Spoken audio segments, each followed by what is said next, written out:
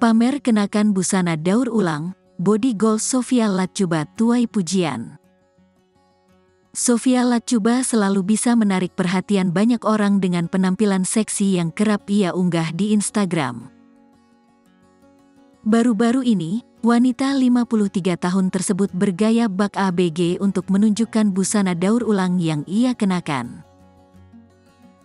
Dalam videonya, Sophia Latjuba terlihat memakai denim kulot yang terbuat dari bahan daur ulang dan memadukannya vest abu-abu.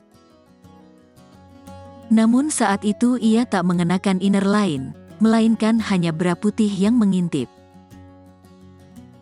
Ibu Eva Celia ini menambahkan sneaker putih untuk melengkapi penampilannya.